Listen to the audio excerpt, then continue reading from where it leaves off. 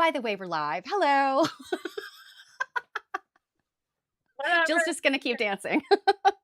Well, yeah, I mean, like the music was good. Why does it always have to be when the music's good that you're like, okay, let's go live now? I'll make that one the first song from here on out. Sound check's good. Awesome. Thank you guys. Hello, hello, Druid, my dearest. Hi, Marianne. Hey, LJ. It's funny how the color on the walls here and the color on the walls at your house, which I'm assuming is probably more related to the light right now, um, looks very similar on my computer. It looks almost like we're in the same place. It's kind of It's like kind of like a light taupe. yeah, like a light rosy taupe. Yeah, and that's the color that my secret lair is painted. I will say, you have our view on a different view than you normally do. We're not side by side. Um, We're looking like the Brady Bunch. we are, and I think that is because I mean, I don't hate it. there. I'm just saying Um, it's different. yeah, I think we were like this on Tuesday. Also, it was left over from Winter Virtual There you go. Seminar. There.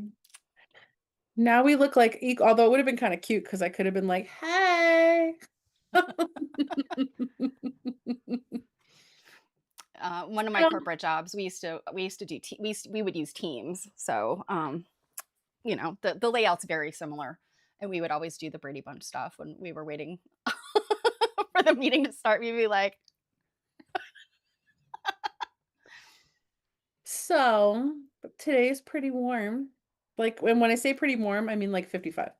"Yes, I Um, have not gone outside, but I it's kind of windy here, but yes, it's a lovely day."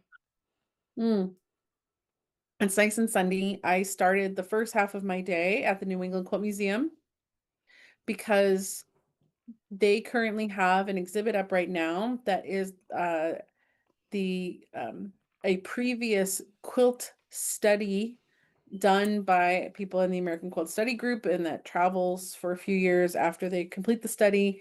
And NEQM currently has the 19th Century Blues quilt study, which is from That's a good one. that's from Uh, Louisville, right? yes, that was Louisville. Yeah. So that was like what, 2023? Uh-huh. Because before was here. Do some math Um there, yes. Yeah, so they travel for a while. So we were doing a talk there because two of the people that did study quilts, their inspiration quilt was in the NEQM exhibits or in the collections. So NEQM pulled those quilts out, and we looked at the originals, and then we're able to see the study quilts that came from those. So that was fun. I love Um, that, and, it is my understanding there's, I think, some other exhibit somewhere with the intention of that, and I can't I think remember. isn't medallions still traveling, maybe? No, I think Medallions is done. Medallions just finished, I think in 2025, because we had one of the reproduction/study quilts when we were in QuiltCon. Oh, I thought we just had one that wasn't traveling. No, I'm 90% certain that one traveled. Hmm. So yeah, there was a really great turnout there. Awesome. It made the room very warm. I noticed it. If like parts of my hair are looking exceptionally curly right now, that's why. Because it was like getting hot and humid. And then I was able to have a quick lunch with our friend Janet Dionis right after because she came. And then I was like, I have to run. I've got to go do a live stream.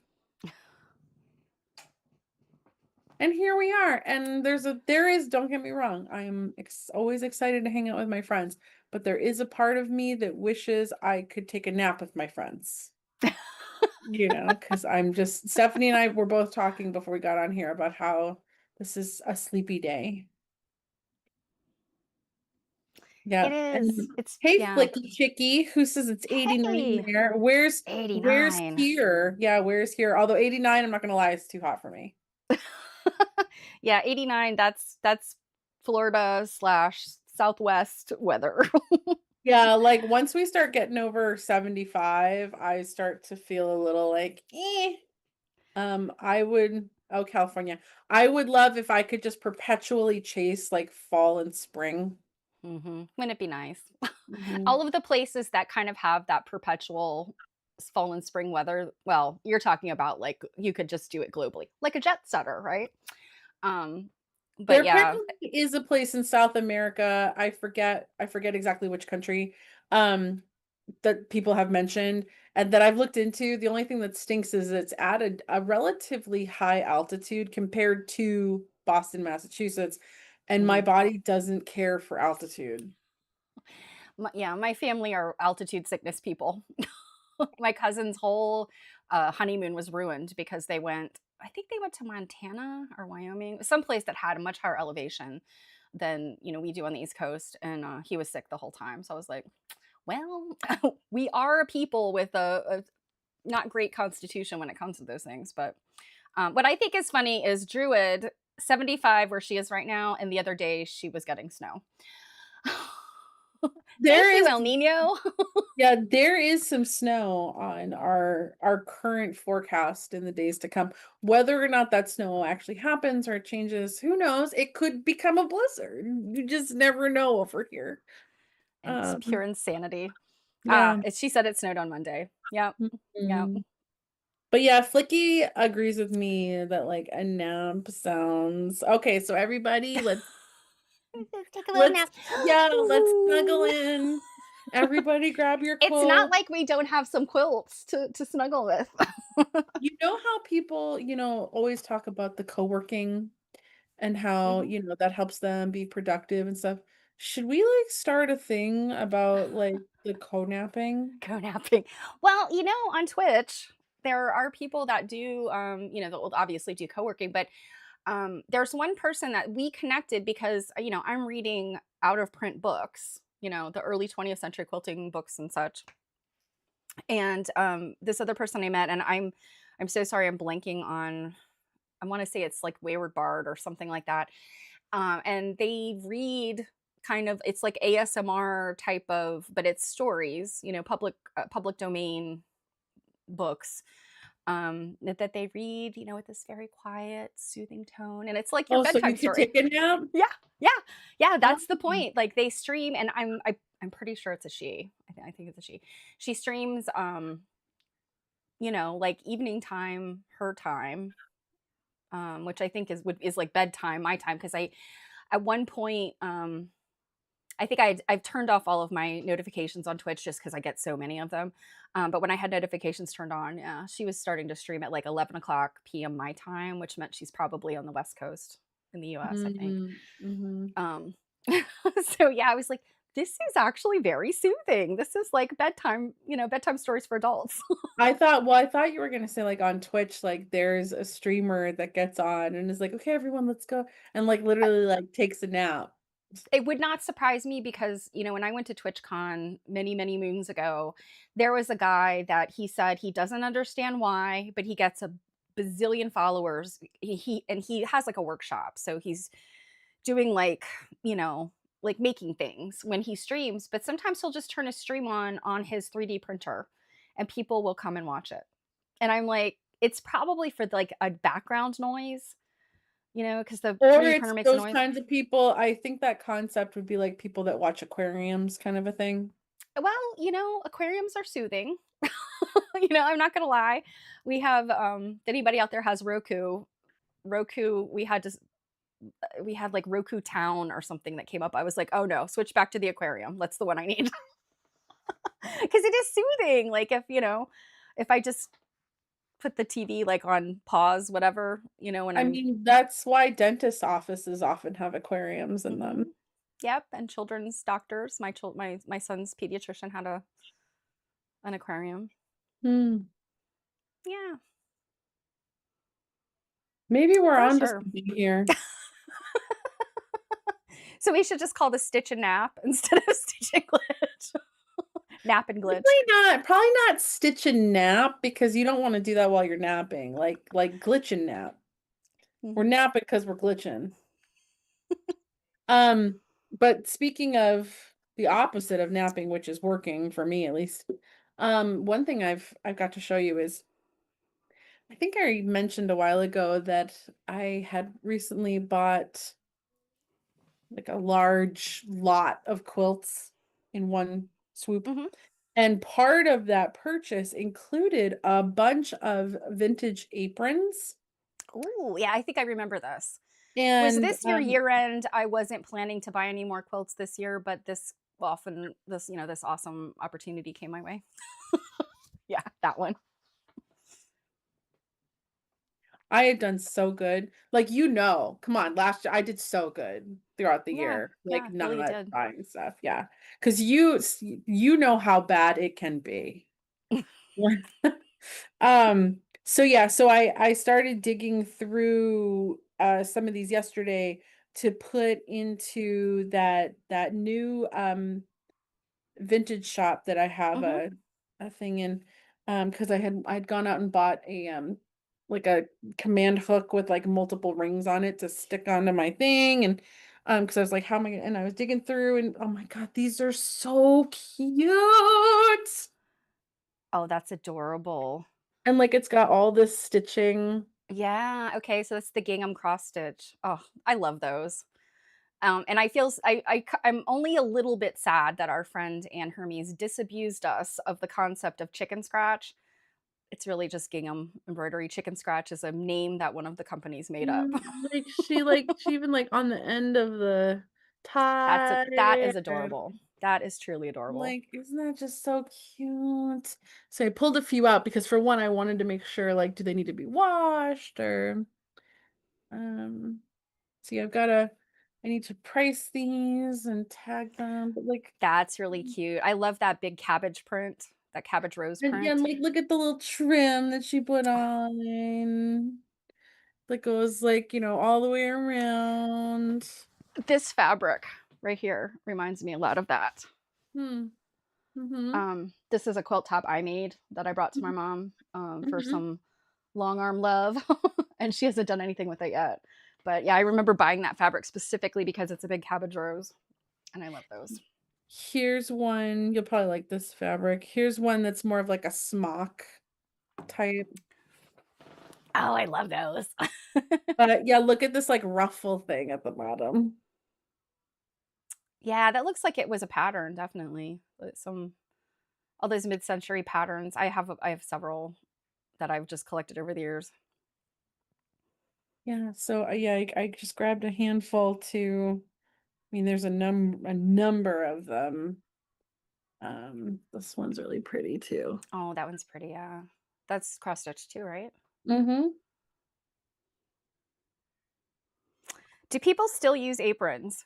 You know, Marianne, I did not, but I have started more recently because I really noticed all my t-shirts had this like band of grease splatter because it's about where my stove hits me. Like, and I was noticing like I stand too close, I put something in a little bit of oil and it's just like yeah. Um, So I've started wearing an apron. My husband has this gross old like fry cook apron that I so I often don't.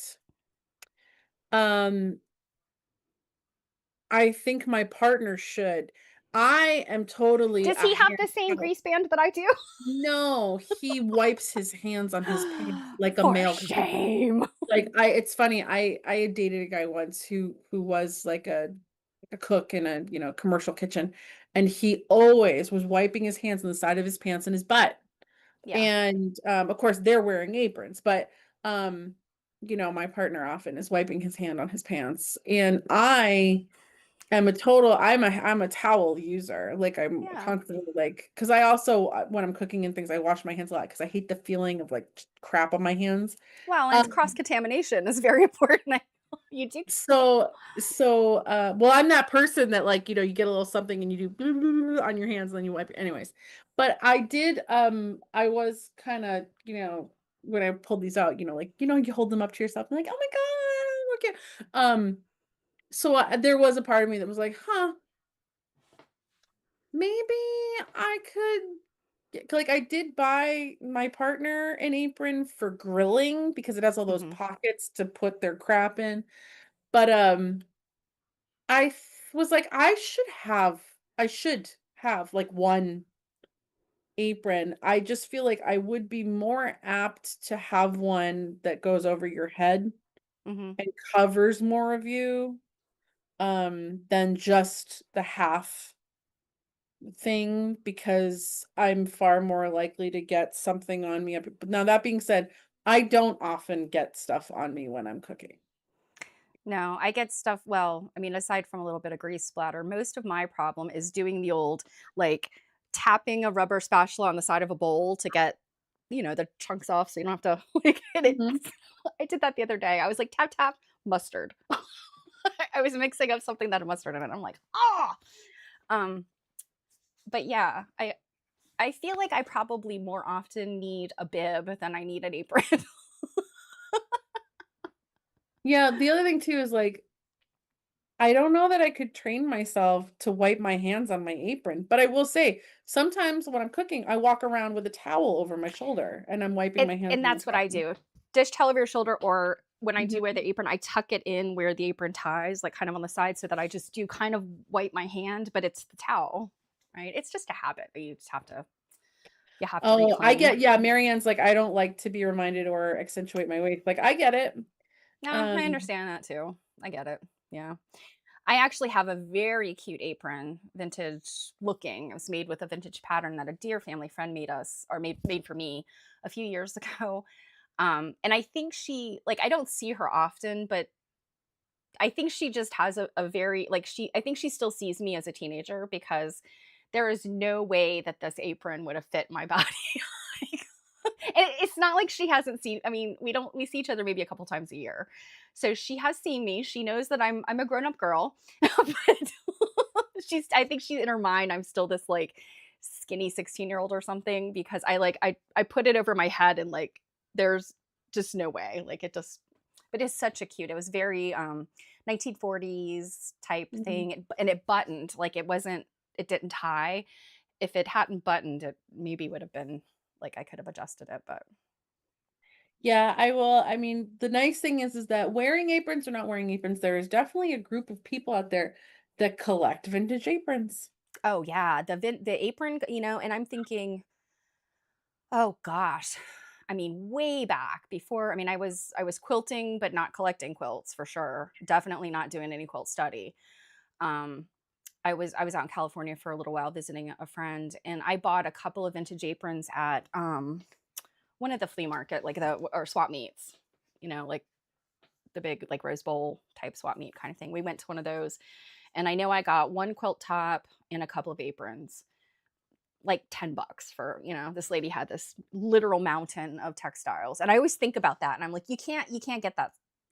You don't get that kind of stuff anymore. People are collecting and repurposing and you just can't snatch that stuff anymore. This was probably almost 20 years ago.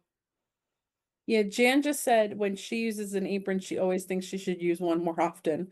Yeah, and that's why I was like, um, I was like, yeah, I should probably have one, you know, Mhm. because Yeah. I do enjoy cooking. Mhm. So, It's just and nice, I think, just to protect her clothes. I know my grandmother, I mean, what in my mind, in her later years, I don't think she ever wore an apron, but when I was growing up, church, she'd still have her church clothes on, and she put the apron on to keep her church clothes clean when she would cook lunch mhm, after church. mhm, mhm. My other grandmother had one of those smock type things, like the Yes. smock you give kindergartners for. Yep. She had like a dozen of those, and she would wear them. She'd do all the house cleaning in it, and it had the pockets in the front, and it would. I think some of them snapped on the shoulder and some snapped on the sides. You will never ever find me, smock or no smock, doing household cleaning in nice clothing. Never, ever, Well, ever. it was not that she had any nice clothes on underneath. I guess it was again, it's like a habit. It's just the thing that. But She that's always the vision that I have. It's like women wearing nice, they're dressed for the day kind of clothing, Sure, and they've that done June their Cleaver hair. wasp waist and the big beautiful dress and the, "Okay, Yeah, I'm gonna and put they've my done their apron on and do hair. the house cleaning." Yeah, they've done their hair, they've done their makeup, and to me, like, that just sounds awful because if I'm doing a bunch of cleaning, like cleaning, afterwards, that means then I need to clean myself because gross. Like, Yeah, they've yeah. done all the cleaning, right? And they take off their smock and their hair's still nice and they look pretty. And someone's like, "What's that smell?" And you're like, "Oh yes, I dabbed my hair with eau de palmolive." Like, Yeah, I when I clean and vacuum, all that kinda stuff, I mean, just a quick, do the dishes, vacuum, like, ugh, who needs an apron for that? But yeah, if I'm gonna do some hardcore cleaning, it's sweatpants, a grungy shirt if I'm scrubbing floors and stuff, yeah, leggings, like right? t-shirt, and then your ratty t-shirt. Like, Mhm. Yep, the one that doesn't matter if you spill bleach down the front. yeah, my how the times have changed. Right? I know. I think my grandmother would probably be horrified, like, "You look like that even in your own home? Somebody might see you.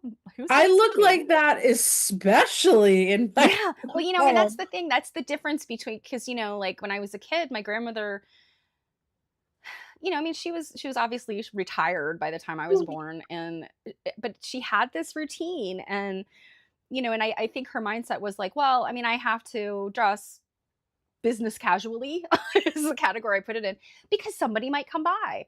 And, for somebody to say like, "Well, why are you gonna look so trashy? Somebody might come by." Exactly. And I don't answer the door.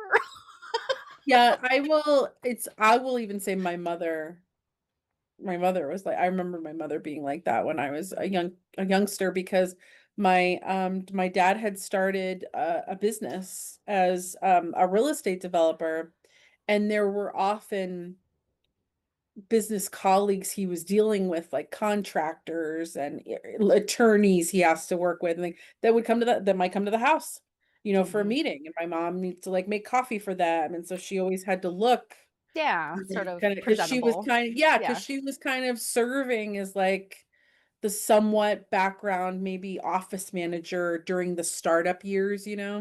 She Right. would be somewhat of the schmoozer, to make the polite conversation and blah. I should show Yeah, pictures so someday. it makes sense to, yeah. Of course, that's much later than our 1950s housewife look. I mean, like, you're talking like the late 80s, I'm right? talking Early about, 90s. well, that's probably the mid to late 90s, yeah. Mhm. So Marianne said Palmolive. Wasn't there an ad of a woman soaking her fingertips? I swear Palmolive would eat my skin. Was it Palmolive? Yeah, I think so. I think it was Palmolive, but you're soaking in it. And it's supposed to be like what? You don't have to wear like the rubber gloves when you do your dishes, I guess was the point. But if it's going to strip grease off your dishes, it's also going to strip all of the moisture off your hands. So Oh my god, should we talk about that too? Like, does anyone wear rubber gloves to do their dishes? I have never, ever worn rubber gloves to do my dishes, but I do know a handful of women my age that do. the times I wear rubber gloves is when I am cooking and cleaning. So, like, I'm cooking something and then I'm gonna clean the dishes up afterwards, and it's something, like, with jalapenos or something sort of caustic, like chopping a lot of garlic where it gets on your hands, and it either smells or like, I have such sensitive skin. So, yes, I do technically wear but they're not like the rubber gloves, like, that my our moms and our grandmas wore. They're just like those nitrile food prep gloves that I'll put on Oh to yeah, we protect my have hands. those, but I'm talking about the reusable, like, Mm-mm. Marianne says no, only when she's cleaning a toilet. Now, I will say, Exactly. That's what I use them but for, cleaning the bathroom. I don't even wear them for that because I just wash my hands after. Yeah, and for my point, it's just because I have such sensitive skin. It breaks out so Mhm, easily that, yeah, mhm, if I get mhm. any kind of, like those bleachy cleaners, my hands will, like, itch and stuff. Yeah. Druid said no. So during the winter, I definitely am always having that like, man, I need to wear gloves because my skin would get so dry and cracked because aside from just like washing some dishes, I wash my hands often for, Mhm, like I said, I hate to feel like there's anything on them, like, also just, like, places are gross. mhm.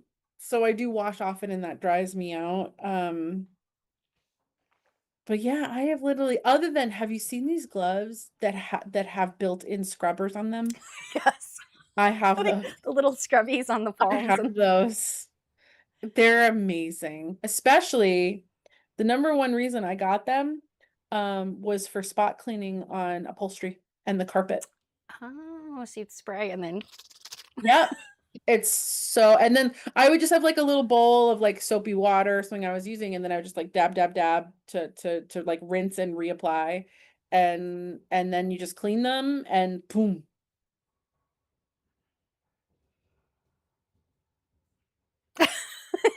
Druid Druid does not wear gloves for cleaning the bathroom, but if there was a man there, she would. Um, Well, because I mean, we're gonna get gross early on in the stream today, but I mean, because when it's you, if you're cleaning up after yourself, you're probably not spraying pee everywhere. So, well, the cleaning of the toilet, if if you're we're gonna using a play this toilet game, brush, like but if we're gonna play this game, you're already standing in it because there's a pile in front of the toilet. I don't like You to know think what about all that. you know what? Honestly, you know what the best thing is that I have over here is you teach them to sit, and it's wonderful. Haven't had that luck yet. I mean, sometimes you might have to make an ultimatum of, like, I don't wanna get into the, I live with 2 men, so I'm not gonna get into the details there, but yes, there is definitely a difference between the men I have lived with in my life and the level of gross.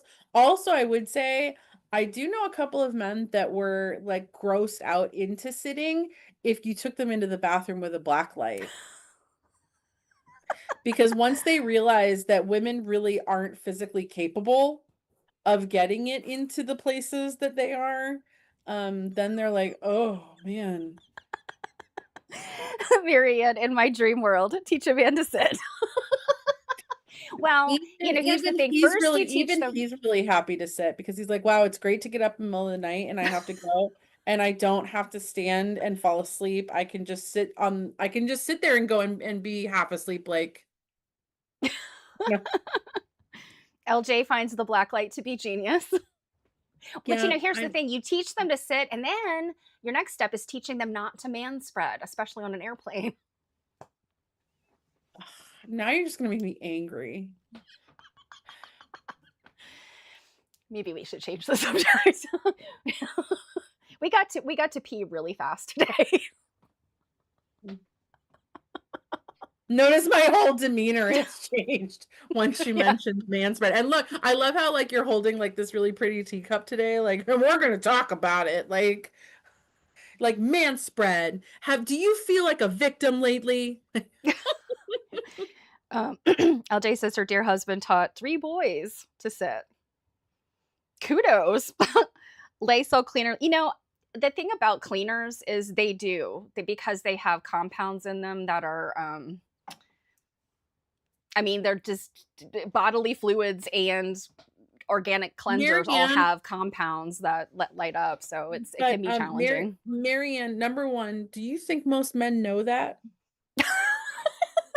And who cares? Like, even if it's not that bad, go and spray that Lysol and That's light what up that LJ black just said. light. I am not above using Lysol if I wanted to make a point. So just Mhm. basically bathe your bathroom in Lysol and then take them in there with the black light and like, look, every single surface in this room, including Well the corner of the ceiling over there.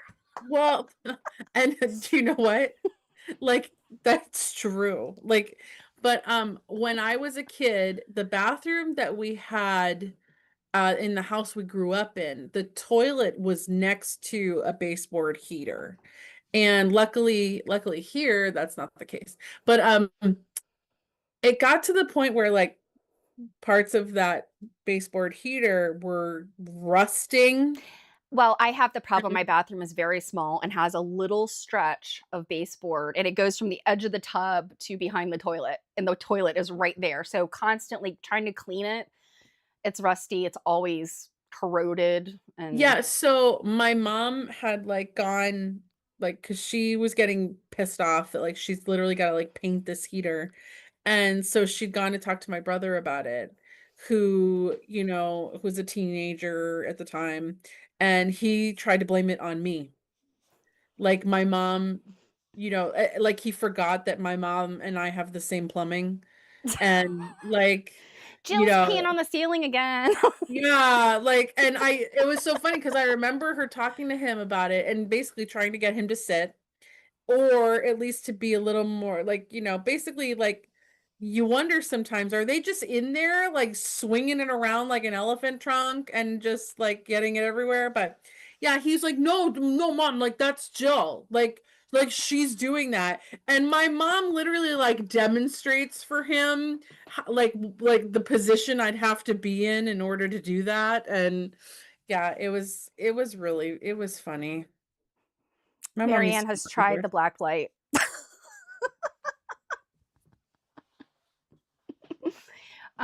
Speaking of black lights, by the way, they helicopter. Yes, they do. Speaking of black lights, though, if you are trying to date a quilt based on its stitching and fiber content, your black light can tell you whether something has synthetics in it. If it's got polyester, it will fluoresce, whereas cotton has like a dull look under black light. Also, if you have a print that has been severely kind of bleached out by light, a black light will kinda help bring it back for you so you can tell what it was. Oh, so you can see what it used to be. Mhm, Okay. mhm. There is a So the moral of this story, our dear friends, is if you don't already have a black light, go get you one. They're not that expensive. The small flashlight ones are so cheap on Mhm. Amazon. You can get like a party pack of them, hand them out to all your friends, and you could use it for looking at quilts, and then you can also use it to try to torment the men in your life. Oh my goodness. Tone on tone will glow under black light. Yeah, yeah, those like the off white or white prints that have the white print on them. This puppy's all pawing at me and stuff. Show off, pup. Say hello to everybody. She's so cute. She reminds me of an Ewok. When she's fluffy like this, she definitely does. And then it's getting to the time of year where we buzz her down and she becomes a chihuahua with a chihuahua attitude. Her name is Winnie.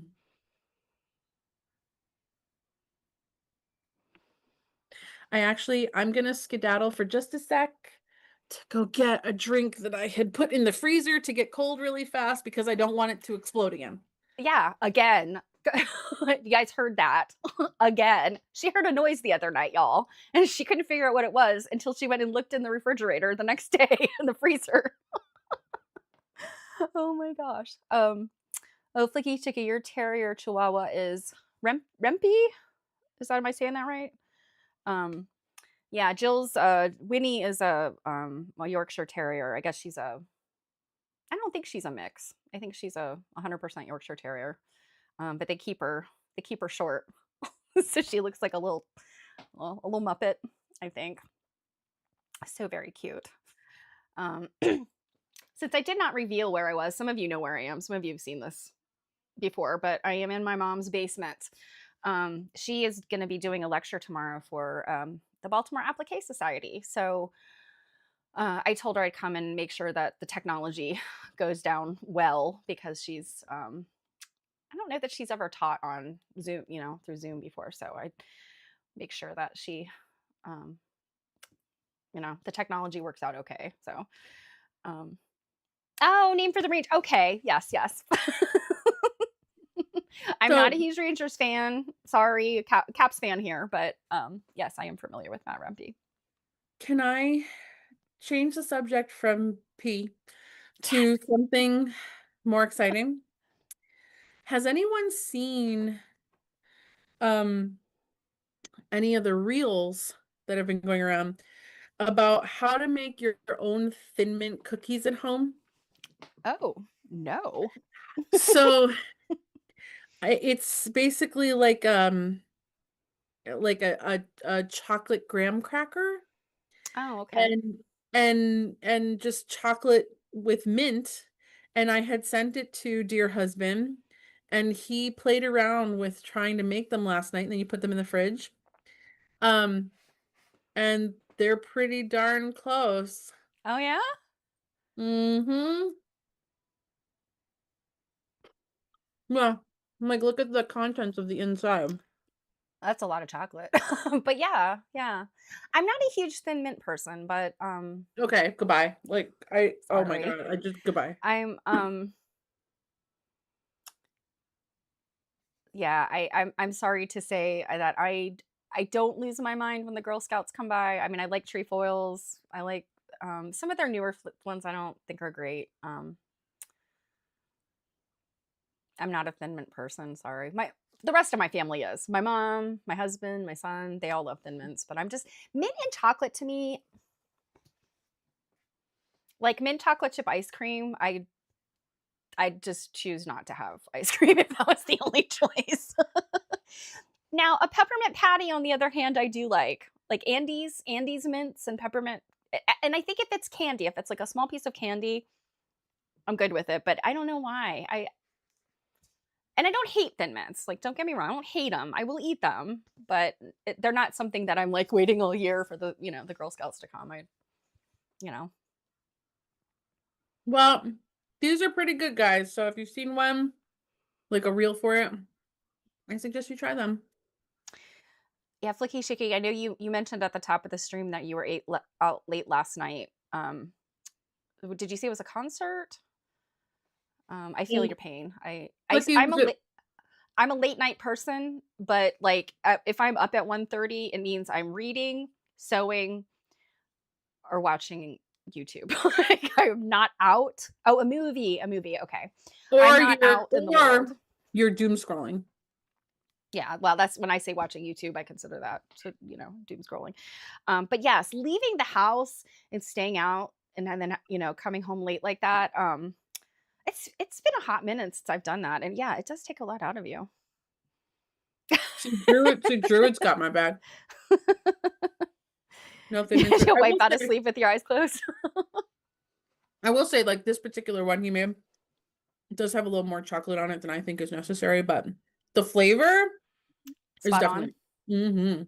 I think it probably matters what mint you use as well because it's a peppermint, right?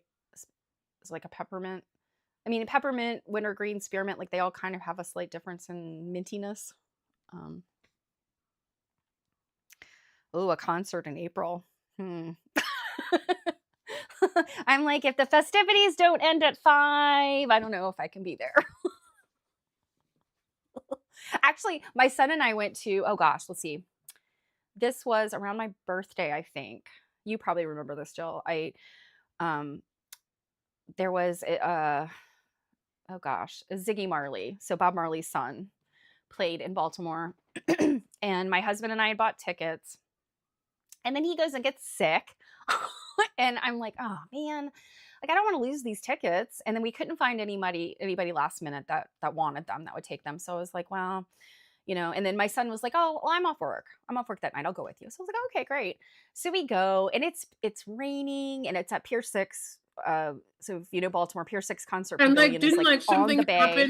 something happen with, like, your purse or something? Oh god, yes, I forgot about that. So, I have like a small little fanny pack, but it was too big for what they allow into venues in Baltimore. So in Mhm. Baltimore, and I think it's probably any city, like any big city these days, going to concerts and sporting events, you either have to have a clear bag, so like one of those clear vinyl backpacks or shoulder bags, or you have to have basically like a wallet on a strap is as big as you can get in. And I know this, but I just didn't think about it. So I had to walk like half a mile back to the car to put my little tiny fanny pack back in the car. So that like already started off like I don't even want to be here for this concert. But we ended up leaving like probably 2/3 of the way through because I'm just like, I'm tired. I want to go home. I'm too old for this.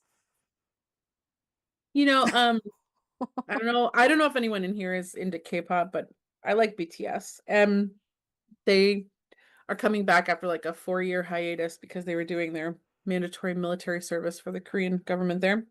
Um, And they are launching a national or a world tour. Like, although on the one hand, like I can't think of a worse time to be touring the world right now. This is true, Um, yeah.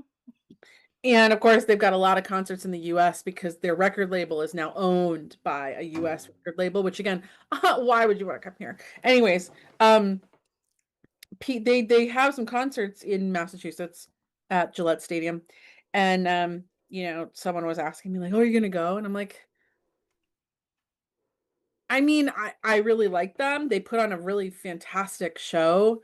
Um, but I'm just like, when you're getting into a concert that's in a stadium, Oh, no, thank that's you. really big. Like some of the best concerts I've ever been to were really tiny ones at like small Mm, like ballet theaters. Like I don't know if anyone knows about Lindsay Sterling. She's a hip hop violinist and she was first known for doing a lot of recreating gaming music with her violin. She's a big deal now. I've seen her perform live a number of times, but she goes to small venues. You'd go mhm. to this venue to watch a comedian, maybe. And Right, I'm yeah. I'm all for those. But yeah, once we're getting into like stadiums where it's going to take you 3 hours to leave the parking lot, I'm like, I, I'm tired. Like, I wanna say am. the last thing I went to was, like, long before the pandemic. I think it was the Mm, last big stadium thing I went to. I've been to mhm. smaller venues since then, but ooh. Yeah, I'd been to a concert at like oh my God, like the TD Bank Garden, which is where they have basketball games in Boston. Mhm. That's fine. It also wasn't full. Like anything BTS you're gonna go to is like Taylor Swift. It's gonna be so incredibly sold out. And Really? but what's interesting too is they're doing, I don't know why movie theaters haven't been going in this direction, but you know how when Taylor Swift was on her big tour for a couple of years, she Yeah. had a couple of taped tours that they were airing in movie theaters. Well, BTS is going to do that same thing live. They're going to stream it Like a in. live stream? Oh, Yeah. that actually sounds cool because you probably Yeah, have a better I'm like, view in the why? movie theater than you do, like, if you were in the stadium, Yeah. in the Well, arena. and I'm like, why haven't I understand connectivity you've got to worry about, but I'm Mhm. like, why haven't theaters been tapping into stuff like that all this time? Well, I mean, I think some of them are coming around to that as a Well, solution especially too. since COVID and theater, Mhm. people going to theaters has dropped dramatically, but I'm like, now I would go to that, you know, Yeah. because I'm like, I that's love a concert where you can sit and nobody's gonna expect you to jump up and be, like, dancing and stuff. I'm like, "I just like to yeah. sit, listen to the music."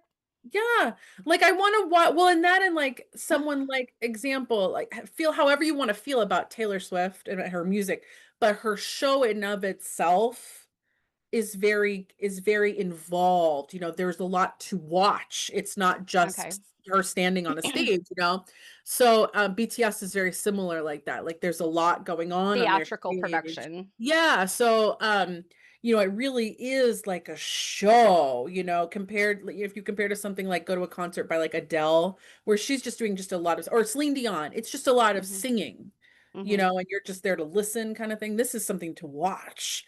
So, yeah, I'm kinda like, "Yeah, I think I get on board with that." And then the other thing too is that, um, s concerts just seem to keep getting louder, That's and when I realized I think I realized when I was too old to go to concerts was, there's a it's not a huge venue, but it's a very famous venue in Washington, DC, and I mean, this has been decades ago.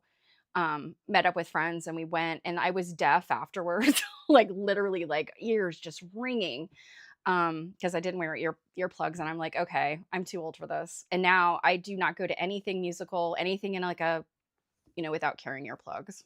well, It's just that's too the loud. thing is, like, um, I I'm kinda feeling like if you have to wear earplugs, it's too loud.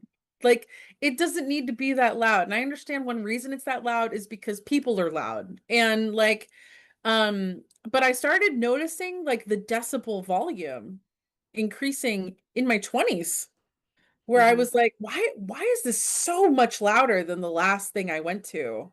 mhm. Um, and also, I hate people.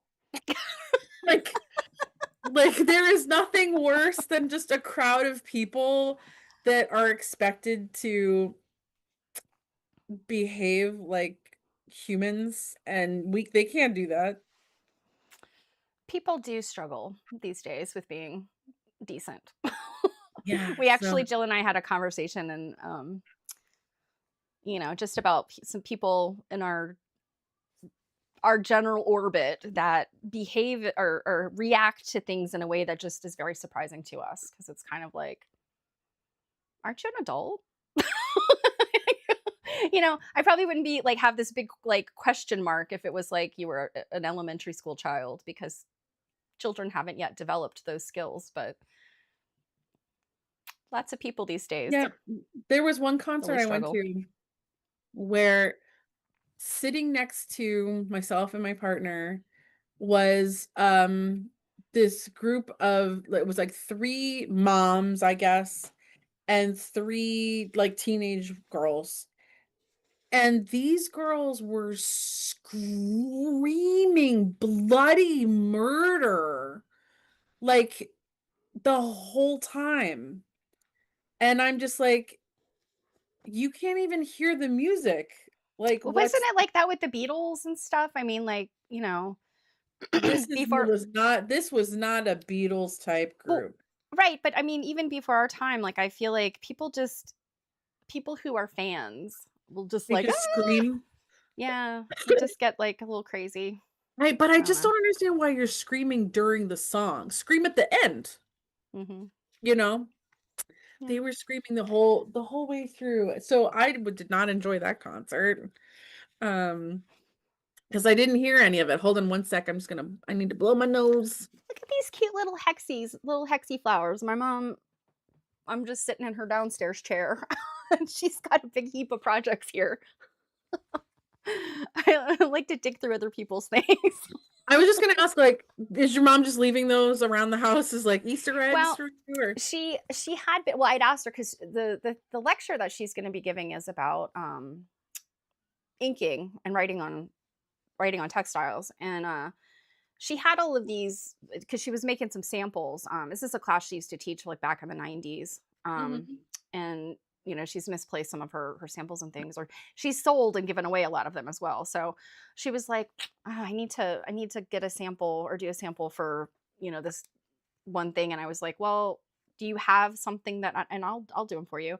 So she said, "Well, I have all these hexies. I really didn't have, she's like, I just make them when I have time, kind of like you do."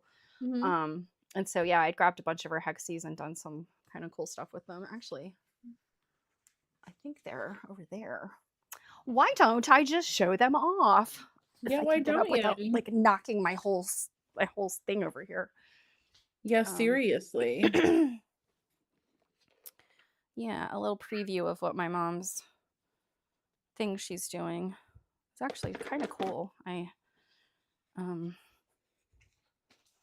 it's this whole idea of course, labeling quilts and labeling things, you know, and not to change the subject, but to change the subject back to quilty things. Um, so these were some of the ones I did, and I realized it's probably showing up Dude, backwards because Jill and I are on Zoom. Um,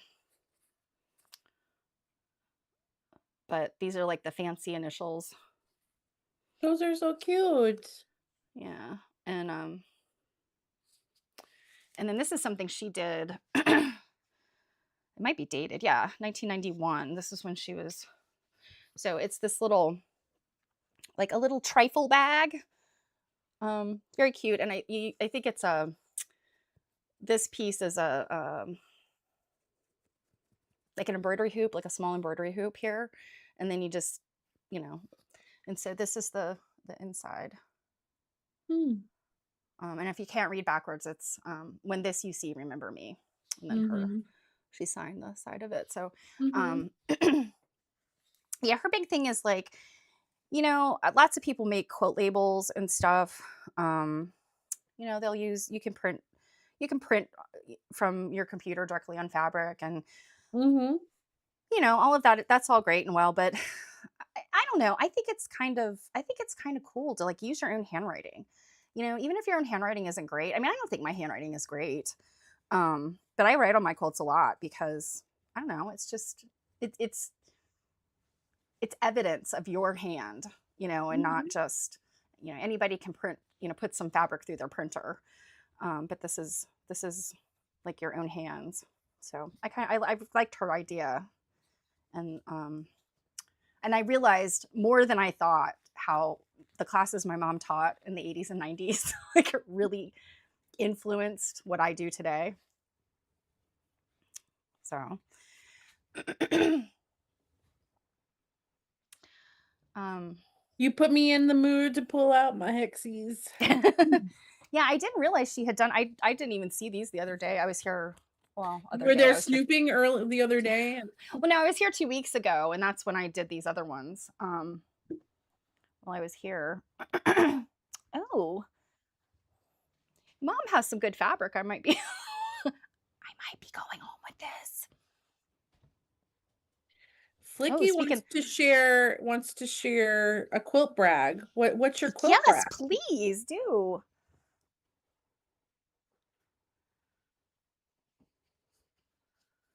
Tell us. I love a good quilt brag. Yeah, my mom's got some good little itty Oh, I bitty. want that. Yeah, this is Tell your what is this mom one? that you rated her stuff for us. Oh, this one's interesting. This is called Bridgewater. That's Our so friend's last fun. name is Bridgewater. Um, Let me see, what is it? What's the fabric company? This is Moda. Christopher Wilson Tate, Bridgewater. Christopher Wilson Tate is the guy that owns the big antique quilt shop in London. Okay, that's what I thought. Yeah, it says Christopher on his quilt travels around the British Isles. Mhm. So yeah, that's what this is. Um, my mom's got piles of reproduction she loves. So, oh my gosh, Flicky Chicky, that is so cool.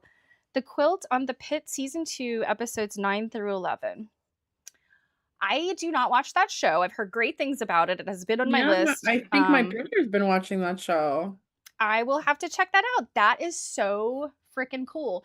Because you know what? Um, there were a number of our little group, our little quiltner gang that used to do quilt spotting on TV and movies. So like every time you see something, like screenshot it or take a picture of it.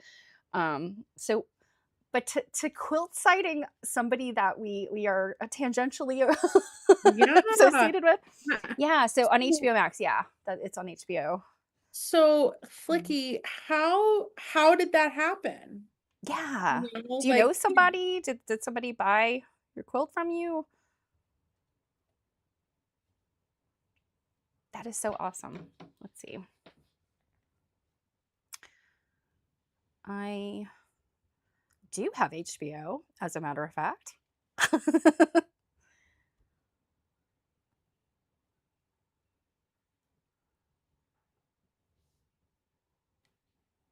If I can she said, find "I live HBO in on my. LA, my roommate is in television." Oh, yes. Okay. Makes sense. So, does that And mean that they you got the quilt back afterwards? is this a set? This was this like a set decorator, art director kind of thing. They were looking for a quilt, and your roommate was like, as a matter of fact.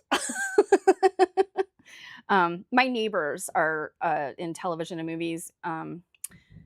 Even though I'm on the other coast, they uh, especially commercials. They were doing commercials a lot. Worked in a different show you made a quote for. Oh, and he passed you along. That is so cool. Hmm. It's one of those things. It's like it's not really what you know; it's who you know. Mhm. And that's a perfect example of like a great opportunity of being able to get your work out there. Do you get a credit? Like, is there a credit somewhere in in the credits? Quilt provided by. They usually don't get that granular, but it would be cool if we could say. Um,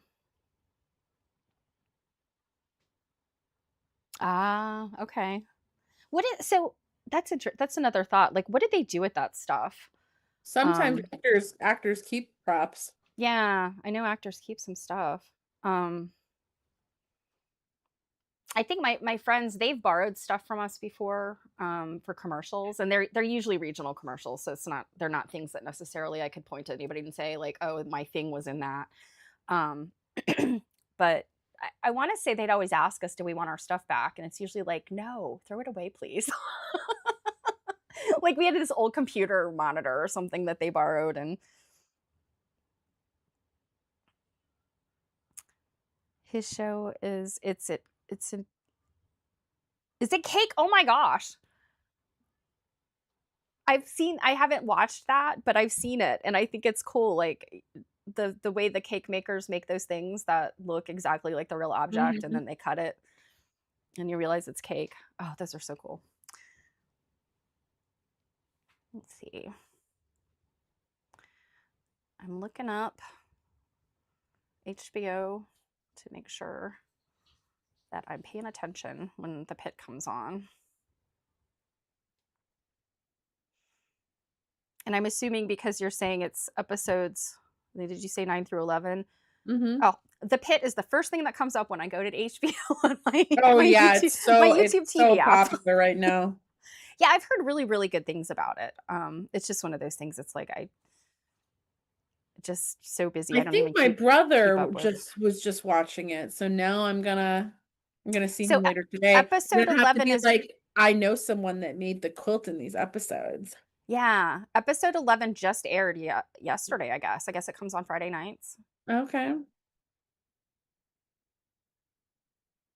Maybe that could have been a re-airing. I'm sorry, that could have been a re-airing. I know how they do that sometimes too. They'll play it like multiple times. Um, it is on my list. Oh, it's on Thursdays. Okay, so the re-air must be like at some weird time on Fridays. Um,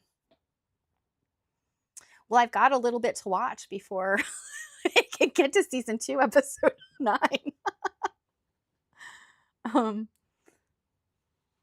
see. The one good thing about HBO is you can go back and watch all their stuff if you subscribe. So, yeah, ER used to be one of my favorite shows. Um, I used to like ER. yeah, and I mean Noah Wiley, it's like was he a resident in ER, in ER? Oh my god, Um, it's been so long since I watched that show, I don't even remember. hey Janet. So the quilt hanging behind me, are you talking about this? It's actually a top. Um, I do not know what pattern it is. I made it probably 15 years ago or more. And I have a bunch of tops that I made that I just was like, it's never it's never gonna come to fruition. So I gave them to my mom. But I'm hoping she does quilt this one because I really do like this. I like the fabrics. I don't remember what the pattern is though. And yeah, and they're all fabrics that I bought at Joann Fabrics. Sort of back before I think it was back when they still had like kind of decent quilting cottons before they went to like the super sleazy like yuck. And then they brought back those specialty quilting cottons that were like A these aren't million even dollars. nearly as good as the ones that you had before and they cost a lot more, yeah. I have to say though, you guys, I miss Joanne so much. I do too. And I mean, so when I worked there, I was 16 back when the stuff was still good.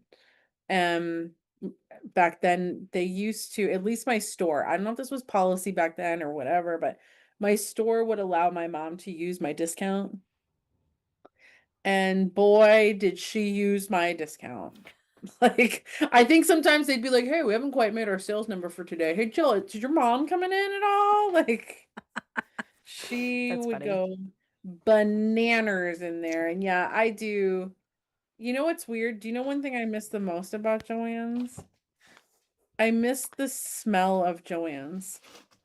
Oh, mine always smelled like that cinnamon, um the cinnamon Oh, pine cones. Like, woo! The cinnamon pine cones, those bags of cinnamon pine cones that you could get at Christmas.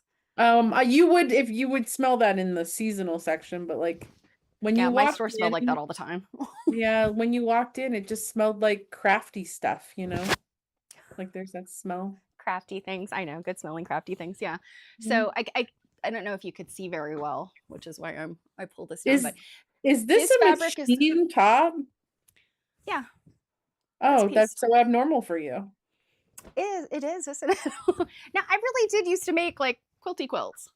Um, but yeah, I love this fabric because it looks like a caned seat, like a chair seat, a caned chair seat. And then I absolutely love polka dots. So that's why I picked that. And then this gold and then the two different cabbage roses. I bought those all three of those together with the plan for them to be used together.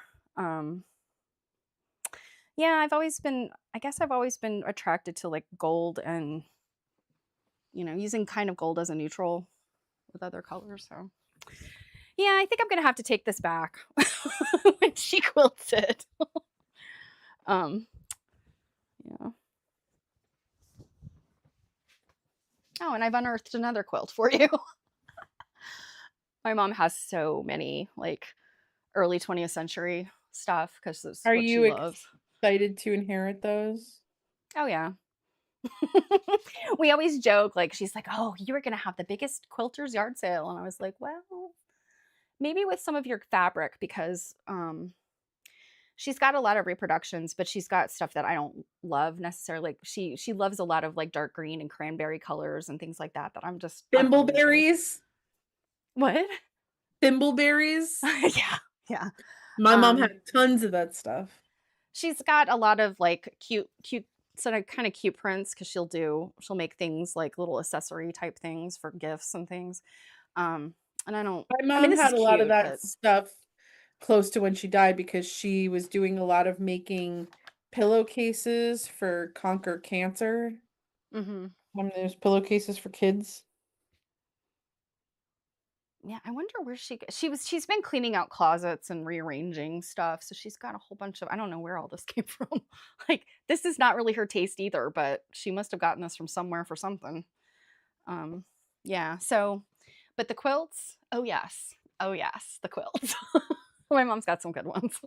Um, she's got a few that are 19th century, but most of her quilts are I'm just looking around at what I can see down here. Um, I don't know. Like maybe it's I don't know, two-thirds of them are early 20th century, and then the rest are the 1800s, I guess. I don't know. I'm seeing a couple here that I don't know if I've ever seen them before, like spread out. She acquired a few quilts over the last couple years. The ones that she bought from you, I recognize, but Mhm. I don't know what some of these other ones are. She was getting a lot of really cool stuff off of Amazon Marketplace there for a while. I don't know if you guys have any in your areas, if you have any luck with Amazon Marketplace. Um, I see stuff on social media all the time where people be like, "Oh, look what I got on Amazon Marketplace. These people were just getting rid of it and they sold it to me for $20 and then they Don't threw you in a whole mean bunch of extra." don't you And I'm mean like, Facebook Marketplace? what did I say? Amazon? I'm sorry. Yeah. Yeah, I don't know why I said Amazon. Facebook Marketplace. Yeah, Facebook Marketplace. Um, because like everything on Facebook Marketplace in my area are things like ugly junk from the 90s. Like ugly furniture from the 90s is like pretty much all people will be getting rid of in my area. I got one sewing machine, a very nice singer in a and Cabinet? I don't remember what number. I'm terrible with the singer numbers, but it's one of the more ubiquitous um, Like a you red know, eye? early potted motor, but it's in a case. Mhm. I think I paid $50 for it. But that's the only good thing I've ever gotten off of Facebook Marketplace. But my mom's I've gotten got so many sewing machines off Facebook Marketplace, it's crazy. yeah, she's gotten quilts, she's gotten antique fabric. Apparently there was this woman that was just like slowly piecemealing her collection of antique fabric. And my mom bought multiple times from her. And I think she kept saying, like, if you've got a whole bunch, like I would happily negotiate with you if you want me to buy more. But for some reason, this woman wanted to piecemeal it out. Like, I Because don't know if she she was, thought she was gonna make more money. I'm guessing, or maybe she was cleaning out a house or something. And she was just coming across smaller batches. I don't know. Yeah, I don't know what people's motivations are. But anyway, so I know my mom has gotten several bags of cool old fabric from her, some feed sacks and stuff.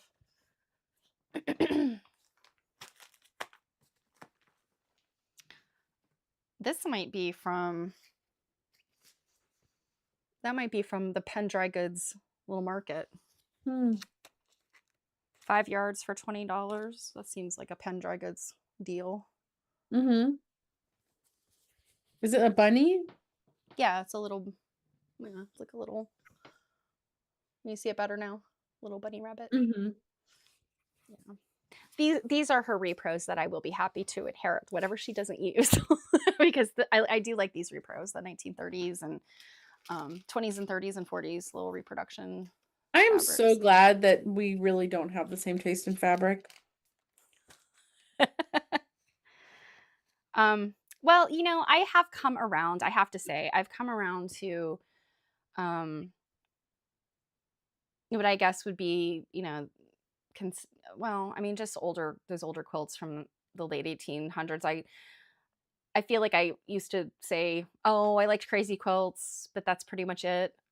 Not true. I mean, I think they were doing some amazing stuff, using what was popular at that time. I think it's Mhm. probably color, like it's color I don't like. It's particular colors that don't intrigue me of certain time periods, like the blue and buff of the 1840s. Not my jam. This is really cute. I love this. Well, This of little fun. course you do. But just in general, she's very cute. And look, I mean, she's got the little bunny with her. Yeah, So but she's adorable. like a little Sue girl. Yeah. Oh, and I have some of this as well. So you're happy to inherit more. Of course. I don't know why, but we just disturbed this puppy. Yeah, So like this she's this is some of the stuff that she got on Facebook Marketplace. look at this thing. Aw, little Bubba, so cute. Little pile of fluff. Like this is isn't this 1890s turn of the century? Like isn't Yeah. that? Yeah, that looks 1880s, looks like a morning print. Looks like a, Yeah, one of this those one. But wine this but cranberry like color. yeah, like an 1880s, yeah. It's actually showing up on my screen as a lot more red. It's really much more of a wine cranberry color. Um, but yeah, this is like a giant, like they're giant pieced squares. Mm. Mhm. Um, Marianne was saying, "What's the manufacturer and is it Penny or something or other?" were you asking about this one? This the Sunbonnet Sue is Aunt Grace signature to fall of 2002. She said the Um, 30 to 40 stuff. yeah, this one, the Sunbonnet Sue, is from the collection of Judy Rothmel. I think they're both Judy Rothmel. So this one is what's the fabric manufacturer though? For Marcus Brothers. So this one was from 2002, Marcus Brothers. This is definitely from Penn Dry Goods, their yard sale. Mhm. So it's a dollar for a yard. I'm Mhm. sorry, $4 for a yard. Sorry. So yeah, that's Judy Rothmel for Marcus, and then I guess this one is Marcus too. Um, yeah, Marcus Brothers. Yep, this is the Art Deco collection, Judy Rothmel. So, um, yeah, Penny. Oh gosh, what is it? Penny toy box. Is it the toy box? She's probably got some of it around here in this pile somewhere. She's gonna come down here and get mad at me. You've mixed everything up. Whoops. Um, Why are you mixing things up, Stephanie? because there doesn't seem to be okay, this is Joanna Figueroa Fig Tree, so that's not actually what I was thinking it was. If we were upstairs in my old bedroom, um, many years ago, I took a bunch of stuff home with me that was, mine from my high school mementos and all that kind of stuff. So it cleared out the closet. in my old bedroom, and so she set that up as, like, her, at the time, she was using my bedroom as her office, and, Mhm. she had set it up as, like, supplies, and so, um, she had gotten these they're like these little parts boxes, and they fit perfectly into, like those, closet organizer things that you put shoes in, like a Yep, single shoe in or a yep. pair of shoes, and but these little parts boxes, like, slid in there perfectly so you could pull them out like a drawer and have and Mhm. so I had folded a million fat quarters and put them in there. They're still there. But my mom is a yardage person, so she'll pull the fat quarters when she needs them, but for the most part, she works from her yardage, so, Um, um, I Penny have a Rose, potted yes. yardage, but I am not a yardage girl. When I was buying fabric, I'd kinda go between like, if it was something I thought that I might use, that I really, really loved, that I might use a lot of, I would buy yardage. Mhm. Or if it was on sale or clearance and I knew it was gonna, it was already discontinued, I would consider buying yardage. But yes, Penny Rose, and I want to say, is it Toy Box or something? Penny Rose. I know Penny Rose is the name of the one design. All the cute. I have tons of those fabrics at home, but also she's got tons of fat quarters of it. So yeah, look at all these. This is all like I think this is just just tons of cool old half square triangles. Mhm, mhm. Yum. Yeah. And this is just one bag of the stuff that I know she got from that lady. American Jane do toy box. Oh gosh, Marianne, all of those names, I'm like, I know those names. I just can't remember what's what. I don't oh, here's my phone. I can look this up.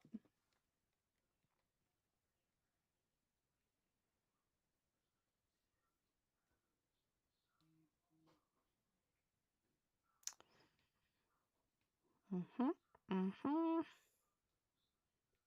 You know, when I'd started my paper piecing journey here, I had gone to the store because I needed needles, and then they were on sale, and this was Joann's too, 'cause so I went and I bought, like, 3 packs of needles, and no one had told me before I did that I'm not going to change needles the way that I do on a machine.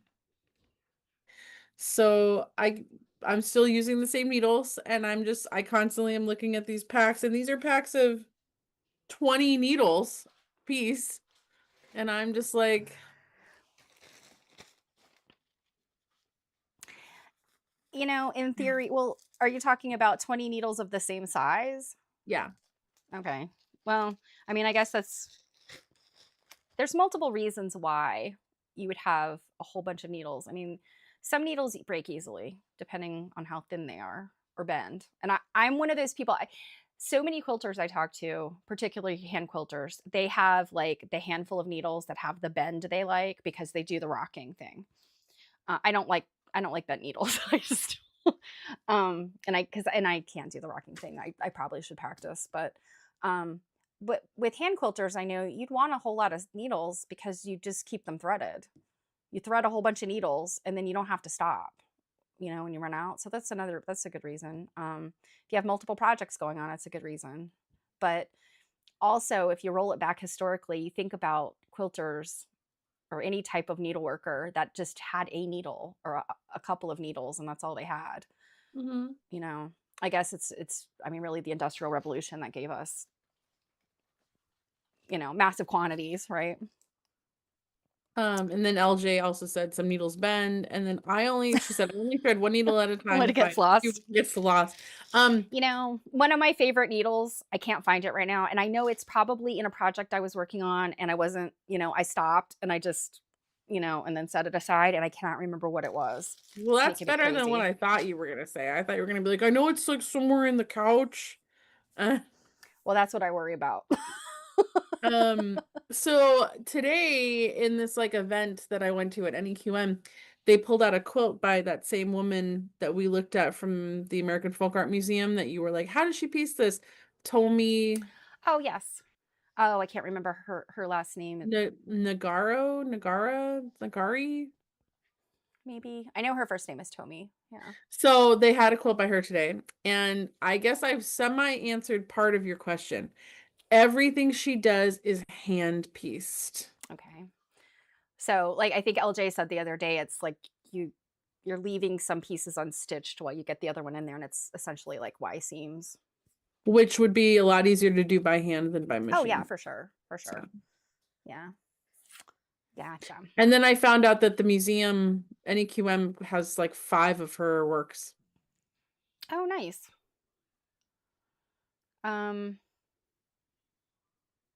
I was looking up the names of the 1920s and or 1930s and 40s reproductions. Mm. 30s Playtime is Riley Blake. Aunt Grace is Marcus. Henry Glass has a line called Nana May. But where's the one toy box? And am I remembering the name of it wrong or something? LJ just commented that all of Ginny Byers' works are hand stitched. I didn't Yes. know that. Yes. She looks like from afar, she looks 100% machine because it just looks too complicated for anything else. Yeah. Hmm. You know, when I see it says Toy Box series was Blue Hill Fabrics.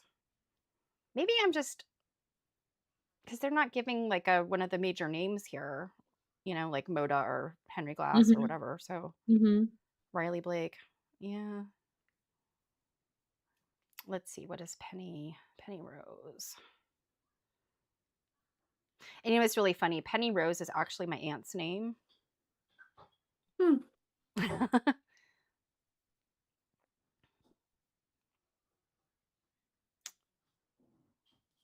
Who makes Penny Rose?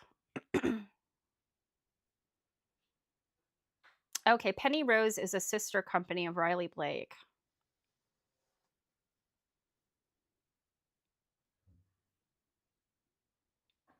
So I guess they're the Riley Blake family. Hmm.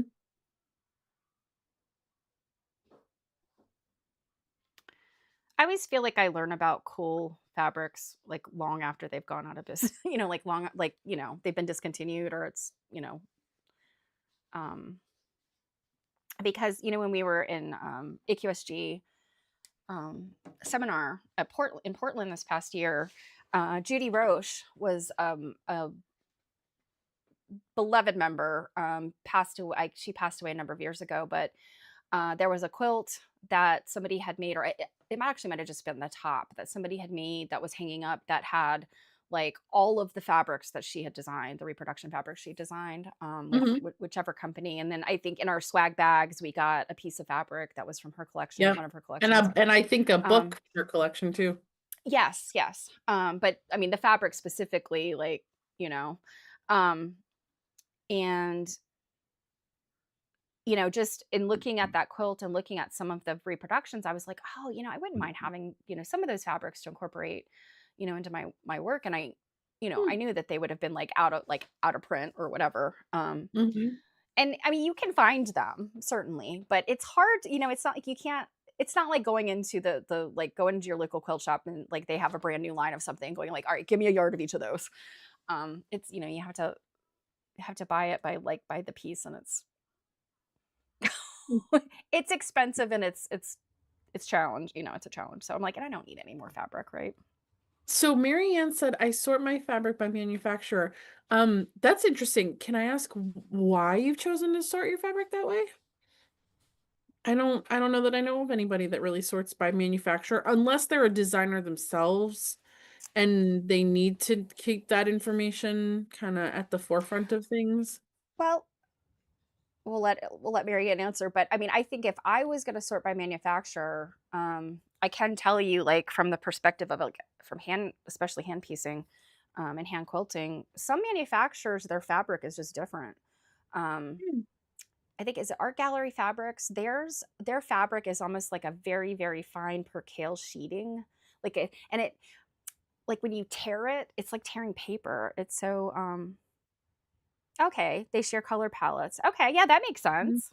mm. Yeah, when your lines of fabric, and I guess if they're having them printed in the same, like, factory setting, they would use that makes sense. Yeah.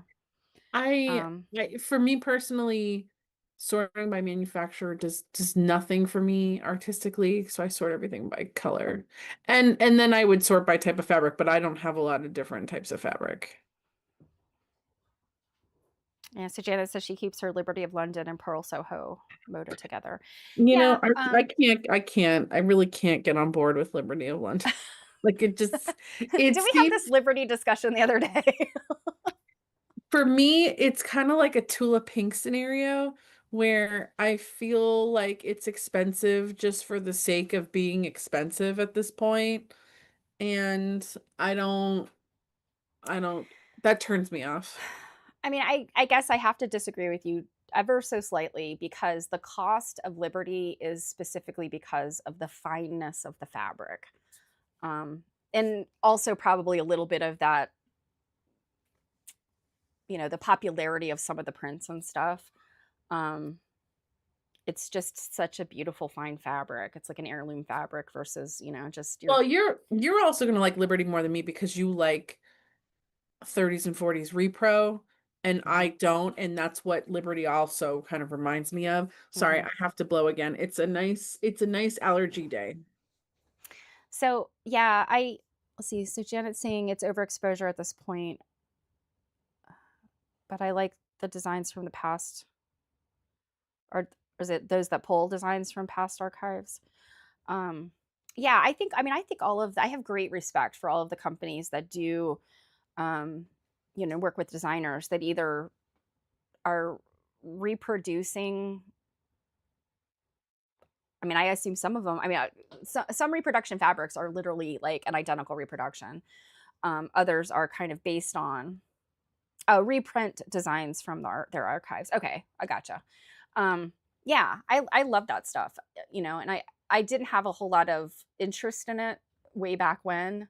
Um, I do now though, and like again, it's like it's unfortunate because back when my mom has tons of this stuff, and access was easier and more plentiful, and some of these designers, their lines were out there, and easy to find.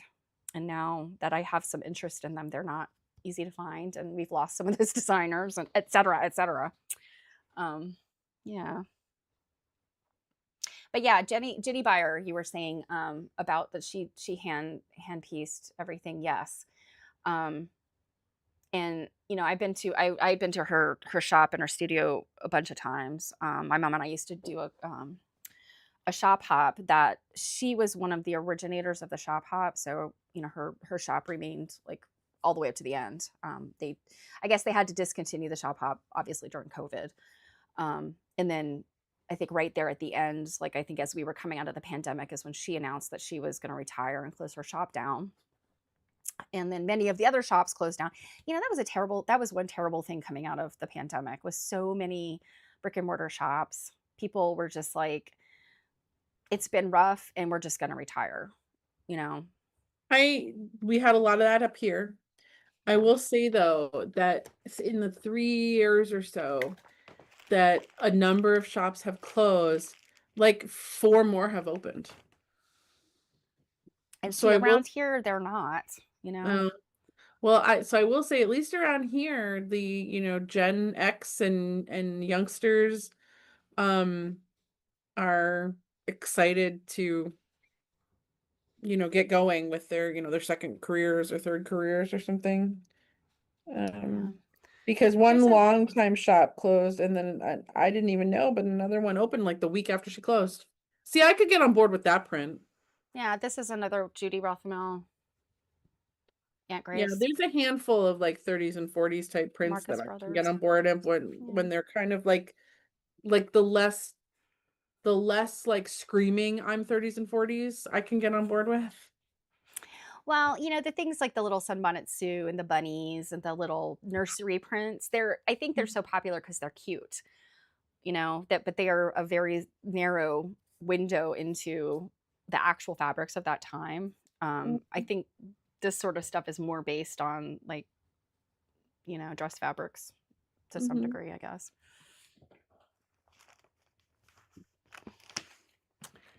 All right. Let's see what's in this bag. I've already identified, like, I know she just bought that fabric right there. Well, I'm just gonna have to You take it. better hope she's not watching right now. I don't know. This bag that I've got here, definitely, she. Some of this is fabric that somebody's given her because If she she's would. watching, all of a sudden, we're gonna hear her scream, "Stephanie!" This is not the kind of thing she would buy. So somebody gave her Oh, this. yeah. It's cute, but yeah, this is kind of what her this is her palette. Like, these are the colors she likes. Um, and then throw those Kinda wine. likes earthy tones. Yeah, I mean, oh, but I mean, it's some other shades. She likes jewel tones. She likes, oh, these are good. I think I maybe gave her these. Um, I don't know where this came from. It's I think my definitely mom not her had that style. I think my mom had that fabric too. Somebody gave it to her, or she bought it for a specific project. She was doing some charity projects, I don't know, a number of years back. Yeah, like this kind of reproduction fabric is her jam, and it doesn't do anything for me. Good, it does things for me. It's very pretty, you know. I just I don't I need can't. you to think so.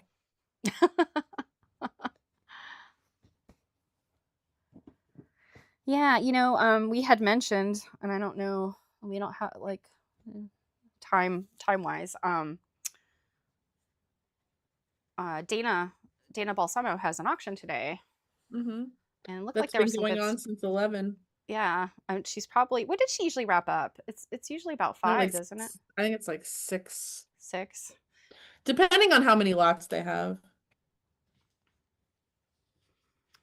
Um, We and I could know I'm pop over trying to. there for a little bit.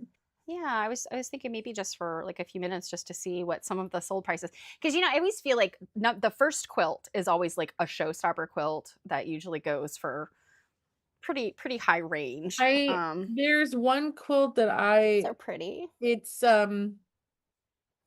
its estimate was like, I think like 2 to 3,000 or something, and only went for 650. Oh Yeah, hold on, no. let me pull it up here. Yeah, I was gonna say if we look, you're gonna definitely gonna have to pull it up because I don't have enough monitors here. I only Oh, have two. whatever. Well, it's it's it's not ideal just having two monitors. I can tell you that. Um, mm, yeah. Should anybody ever need green fabric of any sort, my mother has enough for like the army. So much green fabric. So this is the one that I'm talking about here that only went, yeah, so she had it estimated for 1 to 2,000. Yeah, and it only went Okay, for is 6. that quilt number? Yeah, that's lot number one. Carolina That's Lily with number the 4. champagne. This is lot number 4. Oh, I'm sorry. Oh, I Yeah, see. I was looking over at the $600 one. Okay.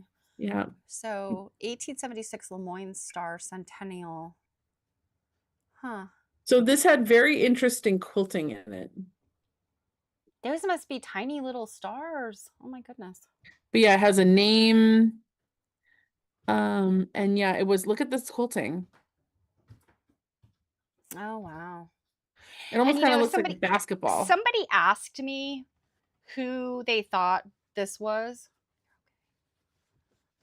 Whose estate this could have been.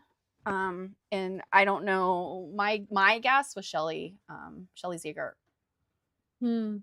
because it said a prominent Kentucky estate or something, where I think part of it was she's already auctioned. You don't want to go this way. You will be on camera. I don't want to be on camera.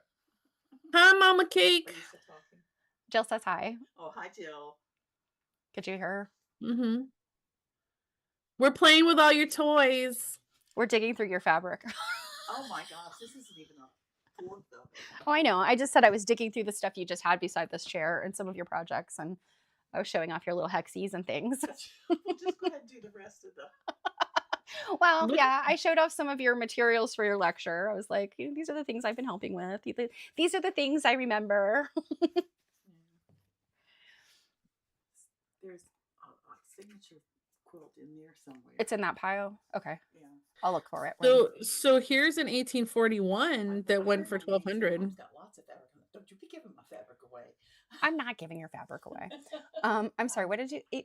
Here's 18. Which one are 1841 you? that went Oh, for okay. 1200. Okay. Also, Mama Cake, like she's totally going to give your fabric away that I like to me because her and I like the different stuff. She was saying that she's grateful that she and I do not have the same taste in fabric, but she has the same taste in fabric as you. So she will consider taking any of your fabric I'm planning to give away behind your back. Who I, is it, Jill? Jill, Oh, okay. I'm teasing. I am teasing.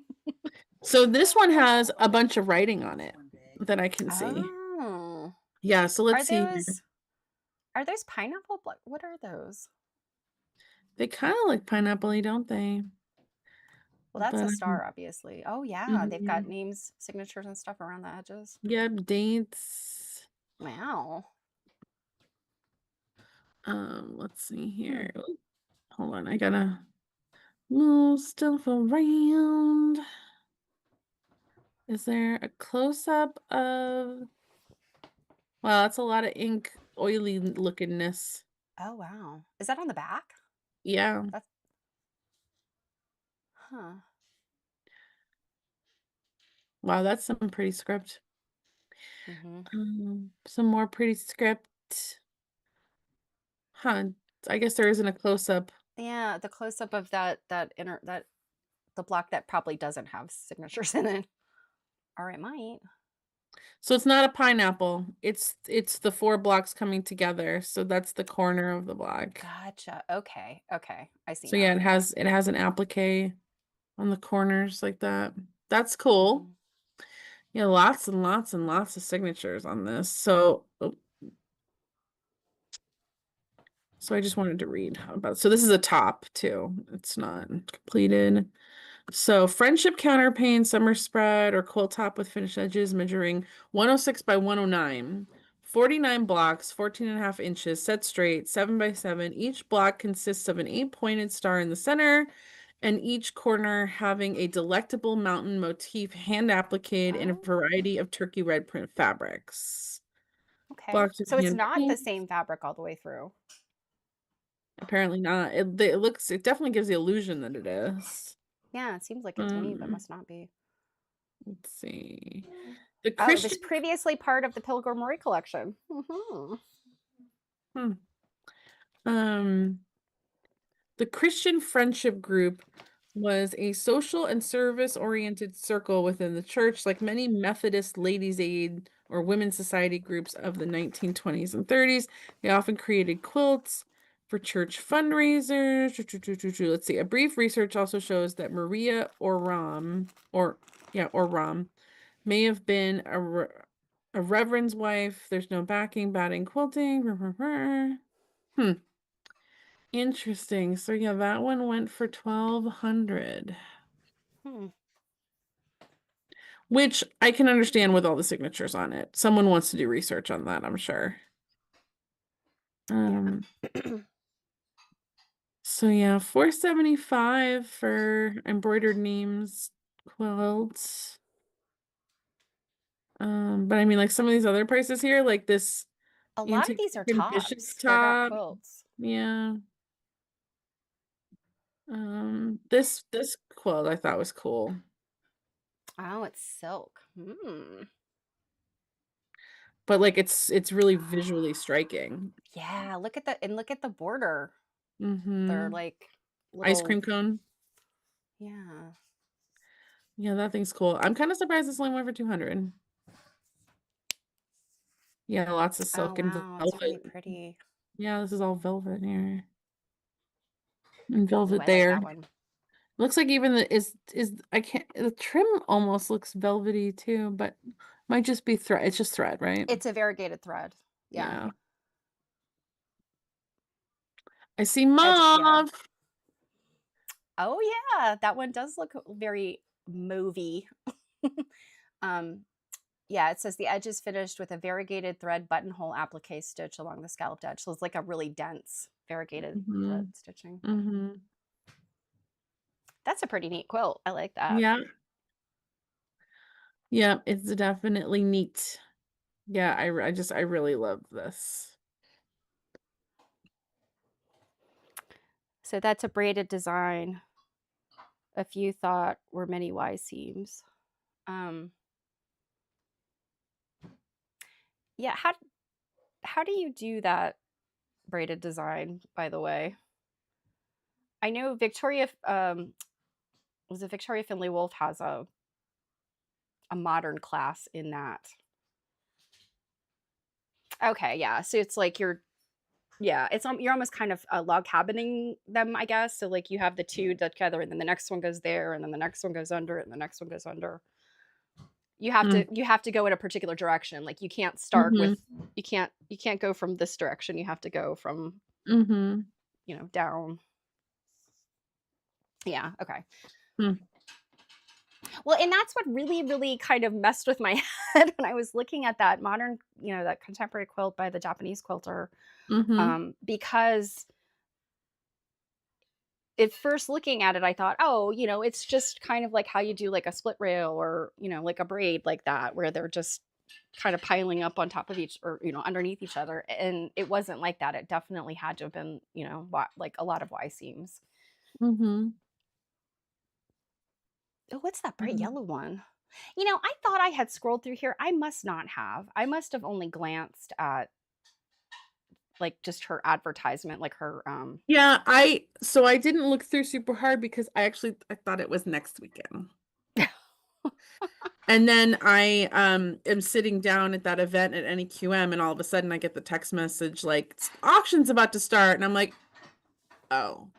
hmm So Um I see that Sunbonnet Sue lot number 22 is very mhm. much like a Sunbonnet Sue that I have. Mhm. I'm actually not gonna lie, I'm surprised that one went for 300. Yeah, can you pull it up so I can get a closer look? Because it looks a whole lot like one I think I bought from you. Yeah, it's the Sunbonnet Sue, like the about town, the grown up Sue. She's like, I'm going to my job. Got really nice quilting. hmm Oh, are there names? Are these Yep. names? Huh. And what? So This 1940 is for this is 1940. Sunbonnet Sue with an identity, even though we still can't see her face. Well, I have I have at least one Sue quilt that has names on each Sue block, but it's baby Sue. It's not this grown up Sue. This Sue's got a bosom. This is Bosom Sue. Well, I call my version of it. I call her pigeon Sue because she's got like the pigeon breast. Like this part of Mhm. her looks very ploofy. This lady seems to have a little bit of a cinch, I guess. This one is lifted and separated, Sue. She's got the cross your heart. Oh, that's cool. I like that. Oh, and she has She's her very hand and this looks like yeah, she has her hand in a pocket. in a pocket. Yeah, she's very scrappy. I like these. These are 'Cause cool. I've I could got see why. one hand in my pocket. Um, yeah, I think I can see why this one went for a little bit more because yeah, it's kind of charming with that scrappiness. And what's the deal with that yellow and embroidered ladies? And then here we have hmm I just ate at the buffets too. And even with her hands, it looks like she's like walking around going like, "Oh." I got a food baby Sue. Ooh. Well, what were all of like the insults, the Sue insults that she was fat and that she was dopey. Like, awful things. Like, This is embroidered. Oh, oh, these are apparently my interesting. internet's unstable. Hmm. This is Stella frolicking Moyer. Disney ladies because they're looking awfully Disney lady-like. Yeah, they are. Yeah. Now that was interesting. So like the quilting goes straight through the embroidery, right? Mm-hmm. Looks like it. Yeah. And this and the last quilt are both made by Stella C. Moyer.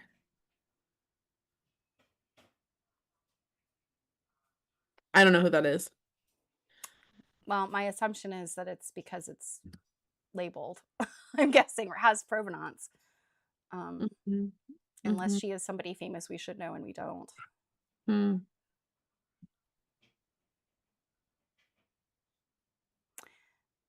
Yeah. There's some really pretty stuff she's got this time around. Oh, that baby that crib quilt, 1860s crib quilt looks interesting.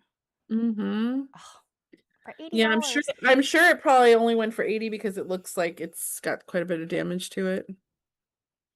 Yeah. We always have these conversations, you guys. Like this is I feel like we've beat the horse dead with the auction prices, but it you know w- I have to ask the question, like, is it what's going on economically, in the world and in our country that affects, the purchase prices, the hammer prices or gavel prices, whatever they call it. Mm-hmm. Yeah, and I would think that looking at this, yes. Um, But I I don't know will. that this is so off base from what we have been seeing. Well, I mean, on the one hand, though, you can tell from the fact that most of this is going under the estimate. Um, but if you were considering maybe starting to get into collecting, these are the kind of times when you can jump in and Mm-hmm. and Get get snag something. yeah. So, oh, this like maple leaf looking one is really pretty. It's a bunch of double wedding rings. There was one up above, I think.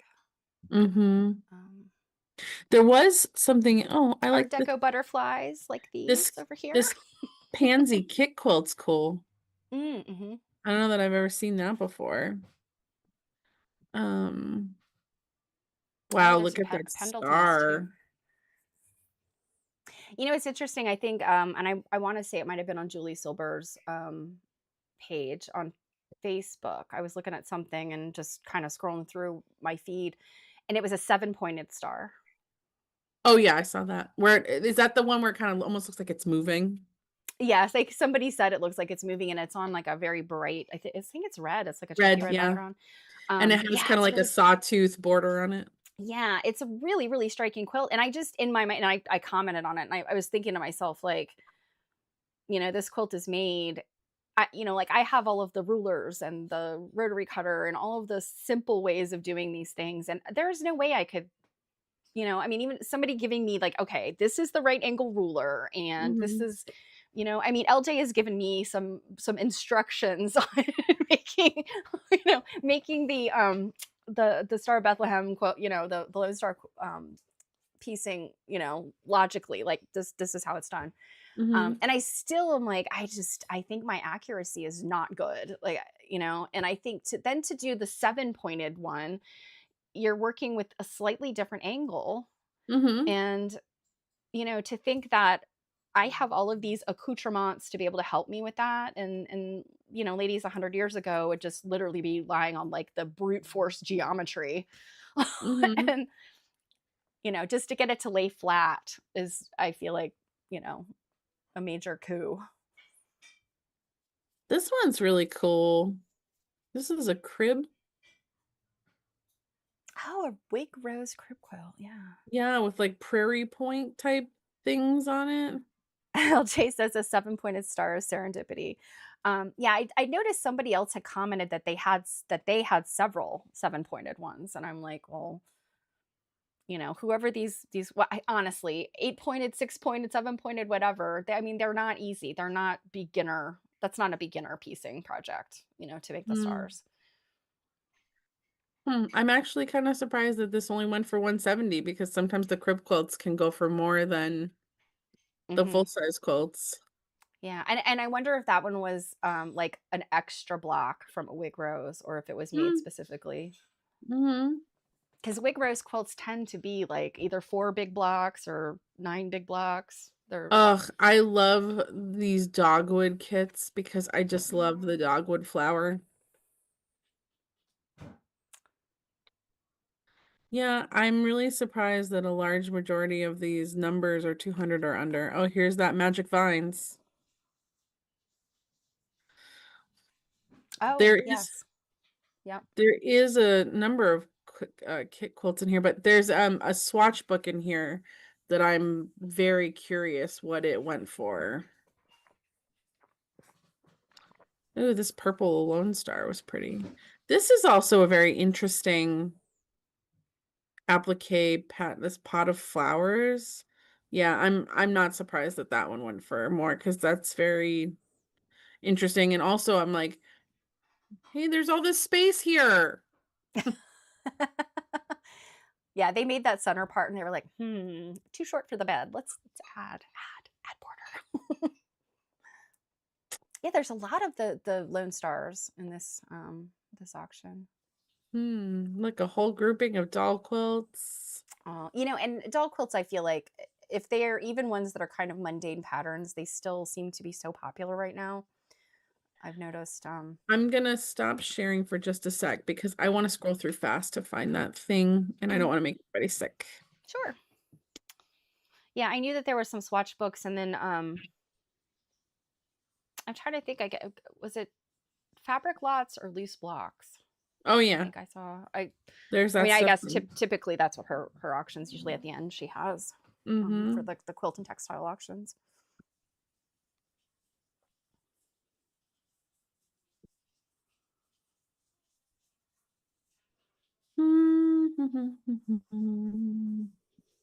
Yeah, there's a lot of feed sack fabric in here Okay, that that must have sold been that the feed sacks. I'm gonna come back up because this feed sack fabric sold better than the quilts did.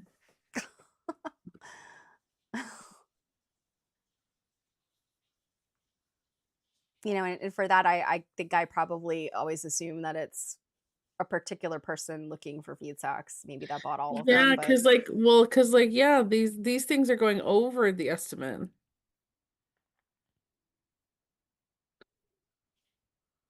And given the price they're all selling for, I'm wondering if the same person is buying multiples of them.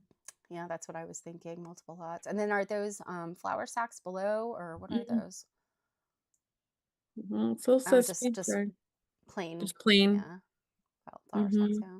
Oh, and now some coverlets that went It's funny. I don't I pretty mean, I low. don't collect coverlets. I think they're lovely. That's like a whole realm of collecting that, those weaving patterns. But I don't know if I ever told you guys, I found out it's probably been about a year and a half ago. My maiden name is my middle name. It's Caps, Capps. And I had never heard, I knew that we had sort of distant relatives that went from the Carolinas to like Ohio and Michigan, maybe. But apparently there was I think it's Joseph Caps and Sons, these blanket makers in out of Chicago or somewhere in Illinois. And I'd never heard of them before. And the person I'd reached out to somebody about a quilt that they had in one of our study groups, and she had answered my question and then said, "Oh, are you by any chance related to Joseph Caps?" And I was like, "I have never heard of this." And so she sent me a picture, and then I started doing the research, and I'm like, "Oh my gosh, these were like these trade blankets Mhm. that this company made." And I need to set like a Google search, just to send me if it comes up. Um, but at the time, I couldn't find any for sale. And she said, "Oh, I Mhm. just sold one not long ago, one of these blankets." So if anybody ever sees the Joseph Caps and Sons stuff out there, let me know. I mean, I don't know that apparently they're pretty rare. It's not something that is super, super easy to obtain. I did find one of their boxes, like I guess if you bought something and they'd pack it in this nice fancy box. Mhm. I saw one of those for sale on eBay at one point. Mhm. But I'm This is very curious about those. Yeah. this is the thing I was looking for, which they haven't gotten to it yet. The Oh, highest bid okay. right now is 375. But yeah, it's a Oh my swatch book of gosh. old English chintzes. Oh, wow. Oh, you don't What? like This chintz? yeah, but those are pretty. That's a peacock. That's pretty neat looking. Mm-hmm. Does she have a year on these? Like what the I didn't look yet, but I think so. But yeah, I was like, this is so I've never seen a swatch book like this. Like we've definitely seen some of these in quilts. Mm-hmm. Yeah. I feel like this is like later chintz, right? This is not like the super early chintz.